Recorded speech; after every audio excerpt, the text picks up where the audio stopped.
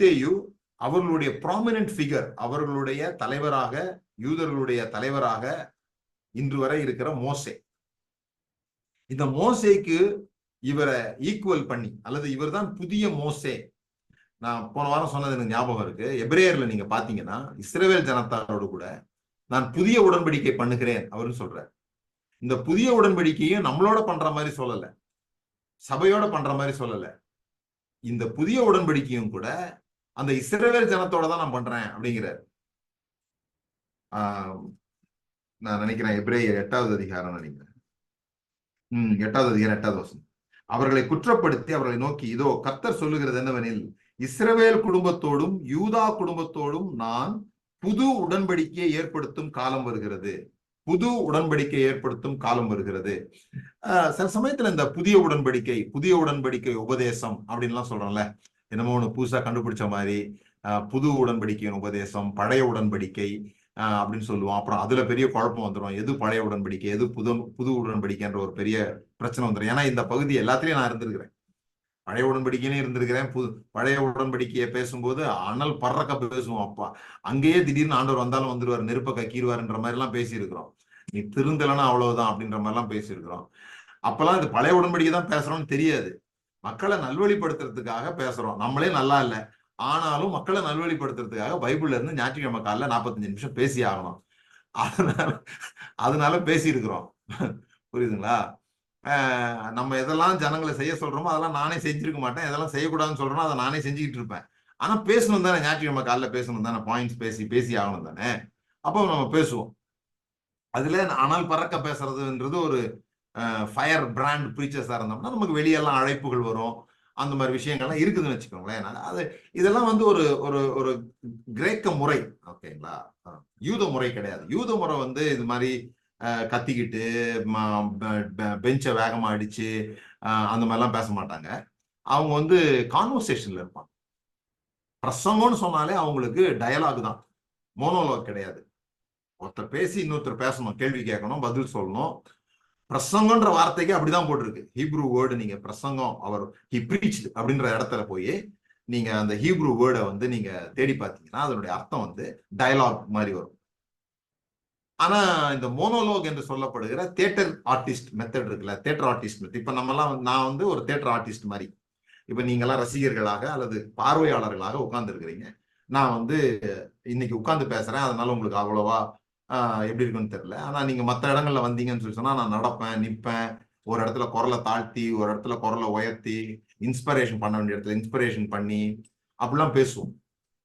அன்னைக்கு கூட நான் ஒரு ஒரு ஒரு வீடியோ கேட்டேன். நாடக நடிகர்கள் ஆயிட்டாங்க, பாஸ்டர்ஸ் எல்லாம் வந்து இப்ப நாடக நடிகர்கள் ஆயிட்டாங்க அப்படின்னு ஒருத்தர் பேசுற, ஒரு பாஸ்டர் வந்து அதை பேசுற. நடிகர்கள் வந்து எந்த வேஷம் கொடுத்தாலும் நல்லா நடிப்பாங்க, அது போல இப்போ மேடையில இருந்து நல்லா நடிக்கிறாங்க அப்படின்ட்டு. எனக்கு அவர் பேசுறவரை பார்க்கும்போது அவரு நல்லா நடிக்கிற மாதிரி தோணுச்சு. எந்த இடத்துல குரலை ஏத்தணுமோ அந்த இடத்துல குரலை ஏத்துறாரு, எந்த இடத்துல இறக்கணுமோ அந்த இடத்துல இறக்குறாரு. ஏன்னா இந்த காட்சிகள் வர்றதுக்கு முன்னால இப்படிதான் இருந்துச்சு. அப்ப கிரீக்ல என்ன பண்ணாங்கன்னு சொல்லி சொன்னா, இந்த மாதிரி பொழுதுபோக்கு அரங்குகள், பவுல் கூட அப்படிதான் பேசினாரு. அந்த மார்ஸ் மேடையில போய் நின்று ஒரு அந்த காலத்துல உள்ள ஒரு ஒரேட்டர் அப்படின்னு சொல்லுவாங்க, டெமான்தசிஸ், ஹோமர் அப்படின்லாம் நீங்க படிச்சவங்க ஒருவோட கேள்விப்பட்டிருக்கலாம். இவங்கெல்லாம் பெரிய பேச்சாளர்கள். அப்படியே இப்ப இந்த வைகோ பால்சாமி மாதிரி பேசுவாங்க. அப்படியே வைகோ மாதிரி ஏற்றி இறக்கி ஆண்டுகளை சொல்லி பெரிய இதிகாசங்களை வந்து அப்படியே மனப்பாடம் பண்ணி அதை அப்படியே காட்சிப்படுத்துவாங்க வார்த்தைகள்லயே. அதுக்கு வந்து பயங்கர கூட்டம் வரும். யார் நல்லா பேசுவாங்களோ அவங்களுக்கு வந்து நிறைய டிக்கெட் கொடுத்து வருவாங்க. ஸோ அதுல அவங்க வந்து பெரிய பிரபல்யமா இருப்பாங்க. இன்றைக்கு எப்படி வந்து சினிமா ஆட்கள் வந்து 250 கோடி வாங்குறாரு ஒரு படத்துக்குன்னா அவர் பெரிய ஆளு, 200 கோடி வாங்குறாருன்னா அவர் அதுக்கு அடுத்த ஆளுன்னு சொல்றாங்களோ, அது போல யார் அதிகமா சம்பாதிக்கிறாங்களோ அவங்க பிரபல்யமானவர்களாகவும் செல்வாக்கு மிகுந்தவர்களாகவும் இருப்பாங்க. அப்படிதான் மோனோலாக் உருவாச்சு. அதனால வாழ்க்கையில எந்த மாற்றமும் ஏற்படாது. மோனோலாக்ல வந்து வாழ்க்கையில நல்லா பேசினாரு அப்படின்னு கை தட்டுவாங்க. நல்லா பேசினாரு, சூப்பர், அவர் வந்து பேசினாருன்னா அருமையா பேசுவாருங்க, ஃபெலிக்ஸ் பிரதரா சிரிக்க சிரிக்க பேசுவாருங்கன்ட்டு அதோட கமெண்ட் கொடுத்துட்டு போயிடுவாங்களே தவிர அவர்களுடைய வாழ்க்கைக்குள்ளாக அது பெரிய மாற்றங்கள் என்ன பண்றதுல ஏற்படுத்துறதுல. அது வந்து ஒரு ரசிகர் கூட்டம் தான் அந்த வந்து மோனோலாக்ல வந்து உண்டாகும். சரி, இப்ப இந்த மோசஸ் ஜீசஸ் இந்த 2 பேருக்கு இடையில உள்ள அந்த அந்த புதிய உடன்படிக்கையா இதைதான் சொல்ல வந்தேன். இப்ப இந்த புதிய உடன்படிக்கை வந்து ஏதோ ஒரு புதிய கண்டுபிடிப்பு அப்படிலாம் ஒண்ணும் கிடையாது. நீங்க புரிந்து கொள்ள வேண்டியது என்னன்னா, பழைய உடன்படிக்கையும் ஒண்ணு இருந்ததுனால புதிய உடன்படிக்கை என்ற வார்த்தை அங்க பயன்படுத்த வேண்டிய அவசியம் உண்டாச்சு. இப்போ நாங்கெல்லாம் வந்து அந்த பழைய உடன்படிக்கை பேசின பிறகு புது உடன்படிக்கை பேச வந்தோம்.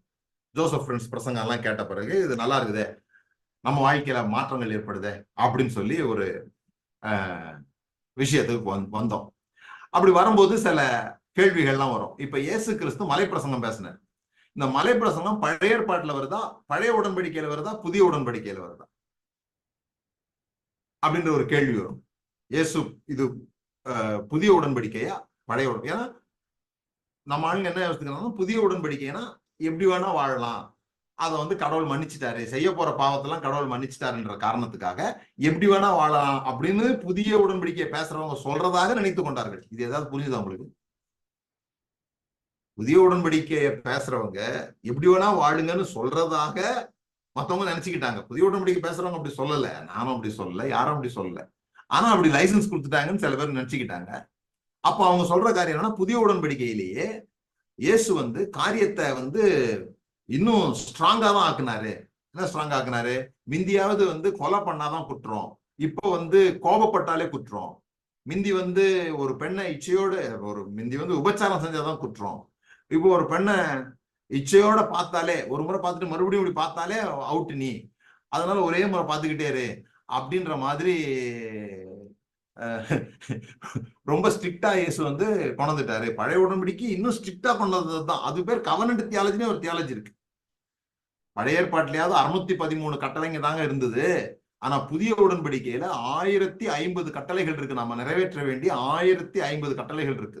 இடைவிடாமல் ஜெபம் பண்ணுங்கள், தீர்க்கதரிசனத்தை அப்பமா எண்ணாதிருங்கள், இந்த மாதிரி 1050 கட்டளைகள் கொண்டு வச்சிருக்கிறாங்க கவர்னன்ட் தியாலஜின்னு. அதை பின்பற்ற போராடுகிற கிறிஸ்தவ பிரிவினரும் இருக்கிறார்கள். உலகத்துல நமக்கு நிறைய விஷயம் நமக்கு தெரியவே தெரியாது. சில பேருக்குலாம் ஸ்பூன்ல சாப்பிடுவாங்க கூட தெரியாத மக்கள்லாம் இருப்பாங்க. நம்ம ஊர்ல சாப்பாடுனா கையில தான் சாப்பிடுவாங்க அப்படின்ற மாதிரி யோசிச்சுக்கிட்டு இருப்பாங்க. வெளிநாடுகள்ல கையில சாப்பிடுறது வந்து ரொம்ப பெரிய அருவருப்பா பாக்குறவங்க எல்லாம் இருப்பாங்க. கையில போய் சாப்பிடுற அப்படின்னு சொல்லி, இல்லையா? உலகம் ரொம்ப பெருசு. நமக்கு தெரியாத, நம்ம நம்ம நம்ம அறிவுக்கு வராத நிறைய விஷயங்கள் நடந்துகிட்டே இருக்குது. வேற வேற மாதிரி இருக்குது, நடந்துகிட்டே இருக்குது. நான் இந்த காட்டுவாசிகளுடைய வாழ்க்கையெல்லாம் சில சமயம் பார்ப்பேன். இந்த உதட அப்படி கிழிச்சு தொங்க விட்டு அதுல ஒரு பிளேட் வச்சிருப்பாங்க ஒரு சந்ததி, ஒரு பிரிவினர், ஒரு காட்டுவாசிகளை. ஏன் அப்படிலாம் பண்றாங்கன்னா தெரியாது. ஆனா இப்படிலாம் மக்கள் இருக்காங்க, புரியுதுங்களா? சோ நமக்கு அது தெரியாத போது நாம நம்புறதுதான் சத்தியம் அப்படின்னு நம்ம நினைச்சுக்கிட்டு இருப்போம். நாம அதுக்குள்ளே சண்டை போட்டு இருப்போம். நீ என்ன எப்படி சொல்ற? இதை விட வேற மாதிரி சொல்றவங்க உலகத்துல எங்கெங்கயோ இருக்கிறாங்க. நம்ம இங்கனைக்குள்ள நமக்கு தெரிஞ்ச ஆளுகளை போட்டு அடிச்சிட்டு இருக்க யூடியூப் பயன்படுத்திட்டு இருக்கிறோம். வறுத்து எடுக்கிறோம், ரோஸ்டிங் பண்றோம்னு சொல்லிட்டு. ஏன்னா நமக்கு தெரிஞ்ச கடலையை தான் நம்ம வறுக்க முடியும். வேற என்னென்னமோ விஷயம் இருக்குது வறுக்கிறதுக்கெல்லாம், நல்லா சுவைச்சு சாப்பிடுற மாதிரிலாம் இருக்குது, புரியுதுங்களா? அதனால இந்த ஓல்டு கவர்னன்ட், நியூ கவர்னன்ட் எல்லாம் ரொம்ப போட்டு குழப்பிக்காதீங்க. அது மறுபடியும் சொல்றேன், நான் பைபிளை கோட் பண்றதுனால நம்ம ஆவிக்குரியவர்கள் கிடையாது. பைபிளை மனப்பாடம் பண்ணிட்டதுனால நம்ம ஆவிக்குரியவர்கள் கிடையாது. ஏன்னா பவுல் ஒரு முறை கூட இயேசு சொன்னார் அப்படின்னு சொல்லி கோட் பண்ணல. ஆனா அவர் முழுவதுமாக அவர் பேசுறது எல்லாமே இயேசுவின் சிந்தையில இருந்து பேசினார். அங்க போகணும் நம்ம. அவர் பேசும்பொழுது, அவர் வாயில திறந்தா, அவர் லெட்டர் எழுதும் போது இயேசுவின் சிந்தையிலிருந்து பேசுறேன்னு சொல்றாரு. நான் இயேசு சொன்னதை சொல்றதுக்காக வரல. இயேசு இப்ப இருந்தா என்ன சொல்லுவாரோ அதை சொல்றதுக்காக வந்திருக்கேன். என்னைக்கோ அவர் சொன்னாரு, 2000 வருஷத்துக்கு முன்னால சொன்னாரே, அதை நான் சொல்றதுக்காக வரல. ஏன்னா அவர் வந்து நிறைய விஷயங்களை பத்தி பேசல. மொபைல் போன் உபயோகப்படுத்தால் இருப்பீர்களாக அப்படின்லாம் அவர் சொல்லவே இல்லையே. இப்போ மொபைல் போன் யூஸ் பண்ணலாமா கூடாதா, இயேசு என்ன சொன்னாருன்னு கேட்டா என்ன சொல்றது? அதுக்கு ஏதாவது ஒரு வசனத்தை எடுத்து அதை இப்படிதான் இது பண்ணாரு, உலகம் உங்களை ஆளாக ஆழ்ந்து உலகத்திலும் உலகத்தில் உள்ளவர்களிலும் அன்பு கூறாதிருங்கள், அந்த மொபைல் வந்து உலக பொருள், அதுல ரொம்ப நேரம் நீங்க செலவு பண்ணாதீங்க, அப்புறம் என் மெசேஜ் எப்படி பாக்குறது, அதுல அது பார்க்காதீங்கன்னு சொல்லிட்டா எப்படி? அந்த மாதிரி வார்த்தைகளை போய் மாட்டிக்காதீங்க. வார்த்தைகள்ல போய் புது உடன்படிக்கை, பழைய உடன்படிக்கை, வார்த்தையில போய் மாட்டாதீங்க. பின்னால இருக்கிற ஸ்பிரிட்டை புடிச்சுக்கோங்க. வார்த்தை கொல்லும், ஆவியோ உயிர்ப்பிக்கும். எதையுமே நீங்க வார்த்தையை பிடிச்சீங்கன்னா அப்படிதான். மனைவி சொன்னதோ கணவன் சொன்னதோ நீ இப்படி சொன்னியே அப்படின்ற வார்த்தையை பிடிச்சிங்கன்னா கஷ்டம். அதுக்கு பின்னால இருக்கிற ஸ்பிரிட், அதுக்கு பின்னால இருக்கிற ஆட்டிடியூட், சில பேருக்கு ஒழுங்கா சொல்ல தெரியாது, ஆனா சுத்தமான உள்ளம் இருக்கும். பேசும்போது கடுமையா பேசுற மாதிரி இருக்கும். அதுக்கு பின்னால இருக்கிற ஆவி அன்பில் இருக்கும்.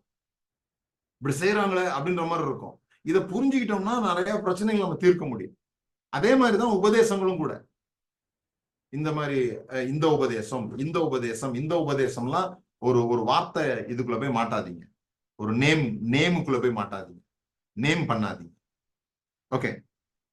சோ இவர் என்ன சொல்றாருன்னா, மோசேயை விட இயேசு பெரியவர்ன்றதை காமிக்கணும்.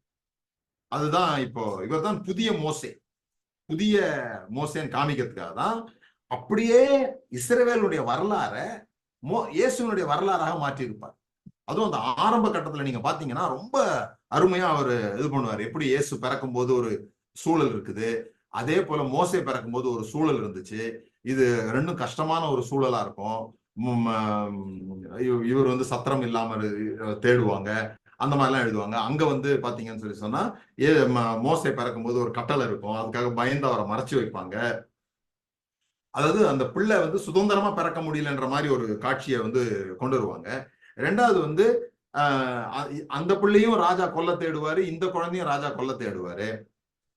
அப்புறம் மோசே இஸ்ரவேல்ல இருந்து எகிப்துல இருந்து மக்களை விடுவித்து வெளியே கொண்டு வருவாரு.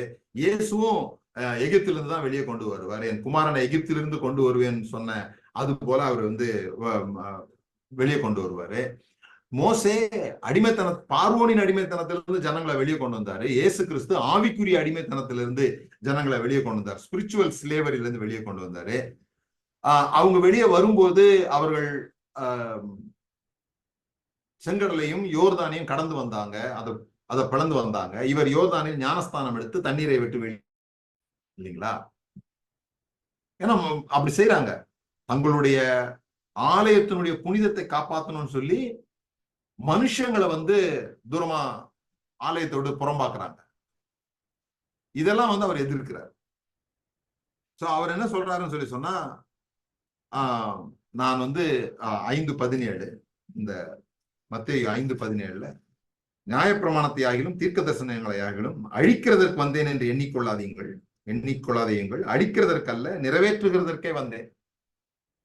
இதுவும் நமக்கு ஒரு கன்ஃபியூஷனான ஒரு வார்த்தை. கிரேஸ் பிரீச்சிங்ல என்ன சொல்றாங்கன்னு சொல்லி சொன்னா, எந்த மனுஷனாலையும் நியாயப்பிரமாணத்தை நிறைவேற்ற முடியாது, அதனால நமக்கு பதிலாக எல்லா நியாயப்பிரமாணத்தையும் அவர் நிறைவேற்றிட்டு இப்ப இயேசுவை நம்பினா போதும், நம்ம எல்லா நியாயப்பிரமாணமும் நிறைவேற்றின மாதிரி கன்சிடர் பண்ணிக்கிறார் ஆண்டவரே. அதுதான் அந்த வசனத்தினுடைய அர்த்தம். இந்த நியாயப்பிரமாணத்தை எல்லாத்தையும் அவர் நிறைவேற்ற வந்தாரு. ஏன்னா ஒரு மனுஷனாலையும் நியாயப்பிரமாணம் எல்லாவற்றையும் கீழ்ப்படிய முடியாது அப்படின்னு சொல்றாங்க. கிடையாது. ஏன்னா பவுல் சொல்றாரு, நியாயப்பிரமாணத்தின்படி நான் குற்றம் சாட்டப்படாதவன். நியாயப்பிரமாணத்தின்படி நான் குற்றம் சாட்டப்படாதவன். அநேகர் அப்படி சொல்லப்படுறது. யோசேப்பை பத்தி அப்படி சொல்லி இருக்குது, எலிசபெத்தை பத்தி அப்படி சொல்லி இருக்குது, சகரியாவை பத்தி அப்படி சொல்லி இருக்குது. இவங்கெல்லாம் பழுதில்லாதவர்கள், நியாயப்பிரமாணத்தின்படி நியாயப்பிரமாணத்தை சரியாக கை கொண்டு நடக்கிறவர்கள். சோ நியாயப்பிரமாணத்தை யாராலையும் நிறைவேற்ற முடியாது, அதுக்காக இயேசு நிறைவேற்ற வந்தார்ன்றது அங்க விஷயம் இல்லை. நியாயப்பிரமாணத்தை நிறைவேற்றினாதான் நீதிமான் ஆக முடியும்ன்றதும் விஷயம் இல்லை. ஏன்னா நீங்க நியாயப்பிரமாணத்தின்படி எல்லாம் ஒரு மனுஷன் நடந்தாலும் அவன் நீதிமான் ஆக முடியாது. அதுதான் பவுல் சொல்ல வர்றாரு. எல்லா நியாயப்பிரமாணத்தையும் நீங்க கை கொண்டாலும் கூட உங்க பாத்திரம் நிரம்பி வழியும், உங்களுக்கு ஒரு வழியாய் வருகிறவர்கள் 7 வழியாய் ஓடி போவார்கள், நீங்கள் கீழாகாமல் மேலாவீர்கள், நீங்கள் நீதிமான் ஆவீர்கள்னு போல். இது எல்லாத்தையும் கீழ்ப்படிஞ்சாலும் கை கொண்டாலும் நீங்க நீதிமான் ஆக முடியாது. விசுவாசத்தினால, இயேசுவை விசுவாசிக்கிறதுனாலதான் you will become right before God. அதான் நீதிமான். தேவன் நம்மை சரியானவர்களாக பார்க்கிறார் அப்படிங்கிறது நீங்க செய்யற செயல்கள் மூலமாக தேவன் உங்களை சரியானவர்களாக பார்க்கல, அவரை விசுவாசிக்கிறதுனால உங்களை சரியானவர்களாக பார்க்கிறார்ன்றதான் பவுல் சொல்ல வர்றார். அப்ப இங்க நிறைவேற்றினார் அப்படின்னு சொல்லி சொன்னா டு ஃபுல்ஃபில் அப்படின்னு அர்த்தம். சரியான மீனிங் கொடுக்க வந்தேன் அப்படின்னு அர்த்தம். டு கிவ் மோர் மீனிங், அதான் அர்த்தம். ஏன் இதை சொல்றேன்னா, நீங்க மத்தேயு வாஸ்து பாத்தீங்கன்னா அதுல மிக முக்கியமாக மத்தேயு பல இடங்கள்ல கிட்டத்தட்ட 10-12 இடங்கள்ல தீர்க்க தரிசனம் நிறைவேறும்படியாக இப்படி ஆயிற்று, தீர்க்க தரிசனம் நிறைவேறும்படியாக இப்படி ஆயிற்று, தீர்க்க தரிசனம் நிறைவேறும்படியாக இப்படி ஆயிற்று. He fulfilled this prophecy. As prophet said, it was fulfilled அப்படின்னு இருக்கும். சோ நாம என்ன நினைக்கிறோம்னா, இது சொன்னதுனால இது நடந்ததுன்னு நினைக்கிறோம். அதாவது ஏசாயா சொல்லாரு, ஒரு ஒரு குழந்தை பிறக்க போகுது, ஒரு கன்னி வயிற்றுல குழந்தை பிறக்க போகுதுன்னா ஏசாயாவுக்கே தெரியும், இப்படிதான் நடக்க போகுதுன்னு ஏசாயாவுக்கே தெரியும்னு நினைக்கிறேன். அப்படி இல்லை. அந்த அந்த வசனத்துக்கான அர்த்தத்தை இவர் கொடுத்து விட்டார். இது வந்து ஃபுல் மீனிங் இப்பதான் விளங்குது அப்படிங்கிற விஷயத்த நம்ம புரிந்து கொள்ளணும். Fulfil means more meaningful. இப்பொழுது அது நமக்கு புரிய வந்திருக்கிறது. இந்த வசனம் இப்படிதான் அப்படின்னு நமக்கு புரிய வந்திருக்குது அப்படின்றதுதான். ஓகே, நான் ஏற்கனவே சொன்னது போல 5 புஸ்தகங்கள் மோசே எழுதியிருந்தா, இங்க 5 செஷன்ஸ்ல 5 பிரசங்கங்கள்ல மத்தேயு புஸ்தகம் எழுதப்பட்டிருக்குது. சூப்பரான விஷயத்தை சொல்லி முடிப்பு. ஒரு ஸ்டோரி ஒரு டீச்சிங், ஒரு ஸ்டோரி ஒரு டீச்சிங். எழுதுறவங்க எழுதிக்கோங்க. ஸ்டோரி ஒரு டீச்சிங், இப்படிதான் வந்து மத்தேயு வந்து கட்டப்பட்டிருக்கிறது. ஓகேங்களா? அவர் எழுதினது. ஒவ்வொரு விஷயமும் முடியும் போது இயேசுவைகளை சொன்ன பின்பு அப்படின்றது முடியும். இயேசுவைகளை சொன்ன பின்பு போனார், இயேசுவைகளை சொன்ன பின்பு இதை செய்தார் அப்படின்ற மாதிரி வரும். அதுதான் அந்த பகுதி வந்து முடியுதுன்னு அர்த்தம். சோ இப்போ 1வது அதிகாரத்துல இருந்து 4வது அதிகாரம் வரைக்கும் ஒரு ஸ்டோரி, 5, 6, 7 ஒரு பிரசங்கம். அதே போல 8, 9 நிறைய அற்புதங்கள், அந்த மாதிரி ஸ்டோரி. 10வது அதிகாரம் ஒரு பிரசங்கம். 11ல இருந்து 12 ஸ்டோரி, 13 பிரசங்கம். இந்த நிறைய ஓமை சொல்லுவார் இல்லையா, பரலோக ராஜ்யத்தை பற்றி, அந்த ஓமை.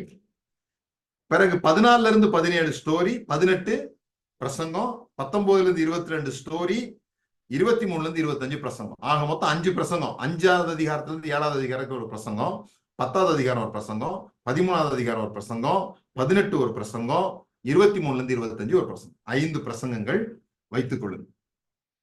சொன்னா ஏன் இதை எழுதுறாருன்னு சொன்னா, மோசே 5 புஸ்தகங்கள் எழுதுனதுனால இயேசு 5 விஷயங்களை வெளிப்படுத்தி இருக்கிறார் அப்படிங்கிறது. இன்னும் நீங்க டீட்டெயிலா படிக்க போனீங்கன்னா அதுக்கு ஒத்து போற மாதிரியும் அவர் எழுதியிருப்பார்.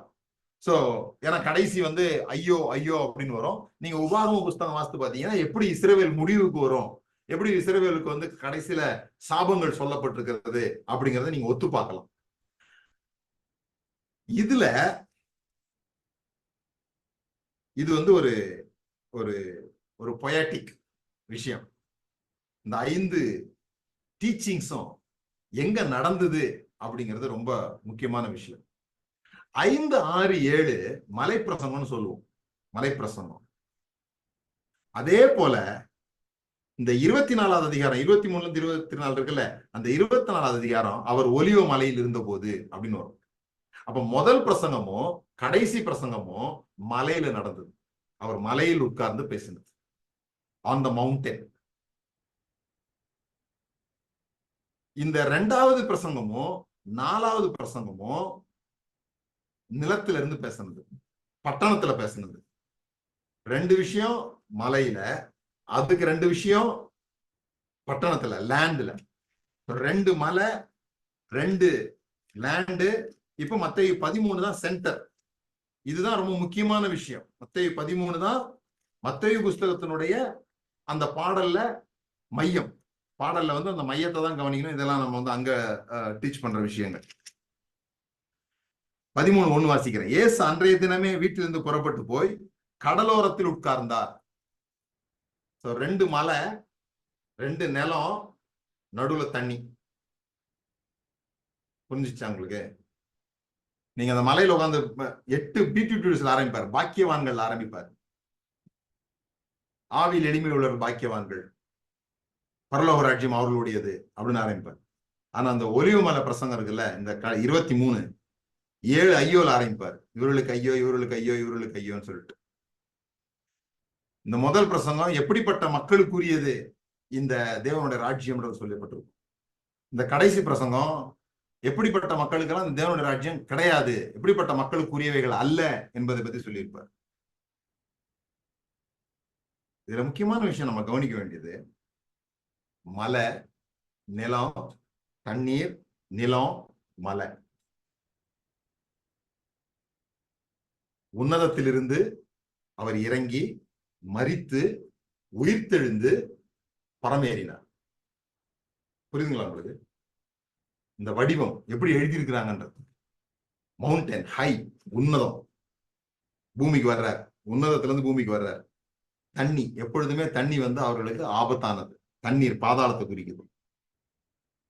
அதுல இருந்துட்டு பிறகு அவர் உயிர்த்தெழுந்து 40 நாட்கள் மற்றவர்களுக்கு எல்லாம் பிரசன்னமாகி பிறகு அவர் மறுபடியும் மலைக்கு ஏறி அவர் உயிர்த்தெழுந்து பரத்துக்கு போனார். இதுதான் இந்த பேரபிள்ஸினுடைய ஸ்டோரி. இந்த பேரபிள் சொல்லும் போதே அவர் சொல்றாரு, ஏன் இந்த பேரபிள், மத்தேயு 13:13 நான் வாசிக்கிறேன், ஏன் அவரு ஊமைகளாக பேசுகிறார் அப்படின்றது. ஏன்னா இது ஒரு முக்கியமான விஷயம், ஊமைகளாக ஏன் பேசுறார் அப்படிங்கிறது. அவர்கள் கண்டும் காணாதவர்களாயும் கேட்டும் கேளாதவர்களாயும் உணர்ந்து கொள்ளாதவர்களுமாயும் இருக்கிறபடினால் நான் ஊமைகளாக அவர்களோட பேசுகிறேன். ஏசாயாவின் தீர்க்க தரிசனம் அவர்களிடத்தில் நிறைவேறுகிறது. அதாவது, காதார கேட்டும் உணராதிருப்பீர்கள், கண்ணார கண்டும் அறியாதிருப்பீர்கள். இந்த ஜனங்கள் கண்களினால் காணாமலும் காதுகளினால் கேளாமலும் இருதயத்தினால் உணராமலும் உணர்ந்து மனம் திரும்பாமலும் நான் அவர்களை ஆரோக்கியமாக்காமலும் இருக்கும்படியாக அவர்கள் இருதயம் கொழுத்திருக்கிறது. இன்னும் சொல்ல போனா, அவங்க மனம் திரும்ப கூடாதுன்ற மாதிரி நான் ஊமையில பேசுறேன்ற மாதிரி வரும். ஏன்னு சொன்னா, அவரை யார் ஏற்றுக்கொள்ளவில்லையோ அவர்களுக்கு அது மறைவாகவும், யார் ஏற்றுக்கொண்டிருக்கிறார்களோ அவர்களுக்கு அது திறந்த ஒரு புரிகிற ஒரு விஷயமாகவும் இருக்குது. ஏன்னு சொன்னா, இயேசுனுடைய மரணமே அப்படிதான் இருக்க போகுது. இயேசுனுடைய மரணம் அவரை ஏற்றுக்கொள்ளாதவர்கள், அவரை புரிந்து கொள்ளாதவர்களுக்கு அது ஒரு பெரிய ஊமையை போல, அது ஒரு புரிந்து கொள்ள முடியாத ஊமை.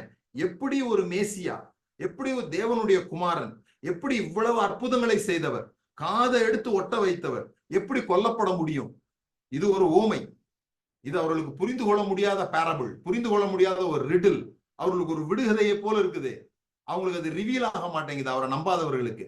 ஆனால் அவரை விசுவாசிக்கிற நமக்கோ இதை ஏற்றுக்கொள்ள முடியுது. அவர் உயிர்த்தெழுந்தார், அவர் மரித்தார், அவர் உயிர்த்தெழுந்தார் என்பதை நம்மளால ஏற்றுக்கொள்ள முடியுது. மற்றவர்களுக்கு இது பலவீனமான ஒரு விஷயம், தேவனுக்கோ அது பலமுள்ள ஒரு விஷயம்.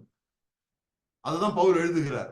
அவர்களுக்கு அது பைத்தியமா தோன்றுது, நமக்கு அது தேவனுடைய ஞானமாக தெரிகிறது. அப்படிதான் இந்த kingdom secret, the very kingdom, the very secret of the kingdom, Jesus descent into death and resurrected. இந்த சீக்ரெட் தான் மத்தேயு இந்த வடிவத்தில் அவர் எழுதுகிறார். ஏன் அவர் மலை, பிறகு நிலம், பிறகு தண்ணி, பிறகு நிலம், பிறகு உயிர்த்தெழுதுன்னு எழுதுகிறார்னா, இதுதான் இந்த கிங்டமுடைய கிரேட் சீக்ரெட். என்னன்னு சொன்னா, இந்த ராஜா, இஸ்ரவேலினுடைய இந்த ராஜா, என்றென்றைக்கும் வீற்றிருக்க போகிற சாலமோனுடைய குமாரனாகிய இந்த ராஜா மரணத்திற்கு இறங்கி அங்கிருந்து மேலே மரணத்தை ஜெயித்து இப்பொழுது அவர் முழு உலகத்தையும் அரசாட்சி செய்கிறார் என்பதே இந்த சுவிசேஷமாய் இருக்கிறது. இதுதான் மத்தேயுனுடைய ஸ்டோரி. சோ அவங்க எப்படி ஸ்ட்ரக்சர் பண்ணிருக்கிறாங்கன்னு நீங்க பாத்தீங்கன்னு சொன்னா, ஒவ்வொன்றுலயும் ஒரு அர்த்தத்தை கொடுத்துருக்காங்கன்ற சீக்கிரட்டை சொல்றதுக்கு தான் இந்த நாள். இது போன வாரமே நான் உங்களுக்கு சொல்லியிருக்கணும், ஆனா போன வாரம் நமக்கு அதுக்கான நேரம் இல்லாம இருந்தது. ஒவ்வொரு சுவிசேஷமும் ஒவ்வொரு முக்கியமான தன்மை, இயேசுவை குறித்த தன்மையை வெளிப்படுத்துகிறது. அதுல இவர் யூதர்களுக்கான அந்த சீக்கிரட்டை அவர் விசுவாசிக்கும்படியாக எங்கள் கண்களை திறந்ததற்காக உமக்கு நன்றி. இது விசுவாசிக்காதவர்களுக்கு ஒரு பெரிய ரகசியமாக, ஒரு பெரிய ஓமையாக, புரிந்து கொள்ள முடியாததாக, கண்களிலிருந்தும் காணாதவர்களாக, காதுகளிலிருந்தும் கேட்காதவர்களாக, அவருடைய இருதயத்திலே கொழுப்பினால் அடைக்கப்பட்டிருக்கிறபடி அவர்களுக்கு அது புரியாமல் இருக்கிறது. ஆனால் எங்களுக்கோ உங்களுடைய கிருபையினாலே நாங்கள் உண்மை விசுவாசிக்கும் பொழுது உங்களுடைய மரணமும் உங்களுடைய உயிர்த்தெழுதலும் எங்களுக்கு புதிய அர்த்தத்தை கொடுக்கிறது, எங்கள் வாழ்க்கைக்கு புதிய அர்த்தத்தை கொடுக்கிறது. இந்த புது உலகத்தை நீர் எப்படி உண்டாக்க வந்தீர், புது ஆலயத்தை எப்படி கட்ட வந்தீர், இந்த புதிய ராஜ்யத்தை எப்படி ஸ்தாபிக்க வந்தீர் என்பதை எங்களுக்கு புரிய வைக்கும்படியாக உங்களுடைய வாழ்க்கையே எங்களுக்கு முன்பாக உதாரணமாக உங்களுடைய மரணம் உயிர்த்தெழுதல் இருக்கிறதுனால நாங்கள் ரட்சிக்கப்பட்டோம் என்பதை நாங்கள் விசுவாசிக்கிறோம், நாங்கள் காப்பாற்றப்பட்டிருக்கிறோம் என்பதை விசுவாசிக்கிறோம். நாங்கள் இப்பொழுது இந்த உலக முறையில் வாழ வேண்டிய அவசியம் இல்லை. எங்களுக்கு ஒரு புதிய முறை இருக்கிறது, புதிய மார்க்கம் இருக்கிறது. உங்களுடைய மாம்சத்தை பிளந்து, உங்களுடைய மாம்சம் கிழிக்கப்பட்டதனால உண்டான அந்த புதிய முறைக்காக உங்களுக்கு நன்றி செலுத்துவோம். இன்னும் எங்களை இந்த ஆழங்களிலே நடத்தும்படியாய் கேட்டுக்கொள்ளும். இயேசுவின் நாமத்தினால் பிதா.